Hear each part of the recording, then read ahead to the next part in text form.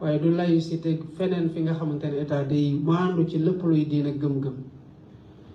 ñun suñu laïcité ci dëkk goo xam ne daanaka bu ñu la nee 90 wala 95% fii la ñu féete 5% yi fee ak ñeneen ba lim bi 100% yi mat da ngay gis ne ay woy gëm lañ.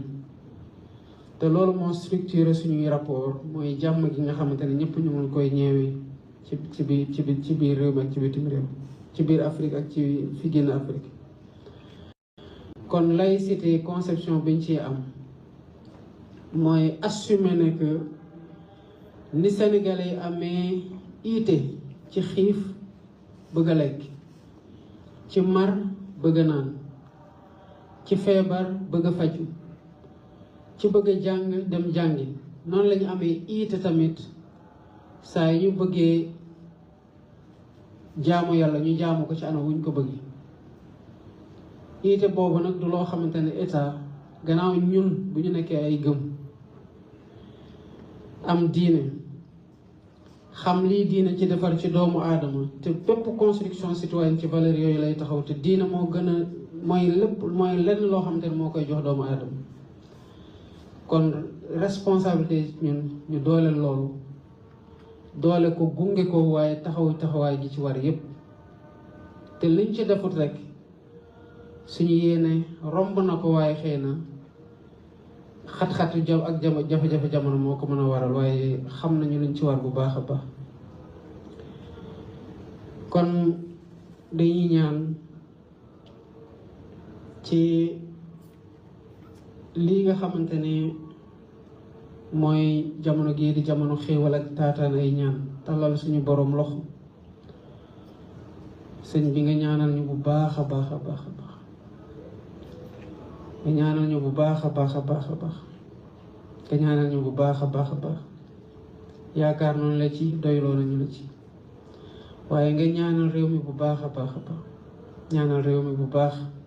ñaanal réew mi bu baax a baax ñaan fi yàlla def fi jàmm ju bari wàcce fi xéewal gu bari waaye yàlla def fi juboo goo xam ne tamit ñépp dañuy yéene wante jàmm ci biir réew mi te di ko doxe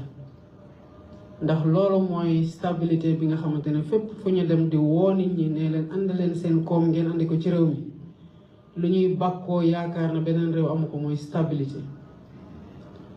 te bu amee loo xamante ne mën nañ ci taxaw ne liñ ci am ak li ko gaar ñeneen ñi amuñu ko stabilité boobu la te ci yéen ñi la ndëgër laay gi nekk yéen kilifa diine yi ndax li am fii Sénégal amul feneen. kon xam nañu taxawaay gi ngeen am ci loolu xam nañu ne yàgg ngeen ñu gunge ci kurus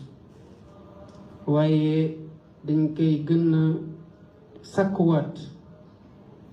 ngir wax leen ne réew mi soxla na ko te bu ñu xëyee mu jafe wala ñu laal fëgg bunt mu metti bu ñu fàttalikoo ne am na kilifa diine yi ci réew mi mate seeni taxawaay te lu yàgg yéen ñu jàmm te di ñu gunge di ñu ko feddali saa su ne ci woote ci conseil ci yóbbante ci ñun suñu xel day dalaat te day gën a am yaakaar ne réew mi dina baax incha allah rabbi. kon yàlla nañu yàlla may ci bés bi ak jamono ji nga xamante ne bésub ndaje la waaye wuyu si wooteeg Seydina Limaamu Laay al Mahdi lii di ñaani yàlla nangu ko te ñi fiy ñëw xam nañu ne bu ñuy demaat nañu solo ba fees ci ay xéewal ak ci yërmande ak yàlla. kon yàlla na doon xéewal ci biir Sénégal yépp yàlla may la lii mu la teg nii xam nañu lu diis la waaye yàlla may la ndëgër laay ci wér gu yaram ak ci gudd fan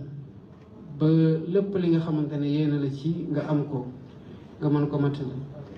lépp lu ci état bi mën nag xamal ne nañ la ci jàppale bu baax a baax a baax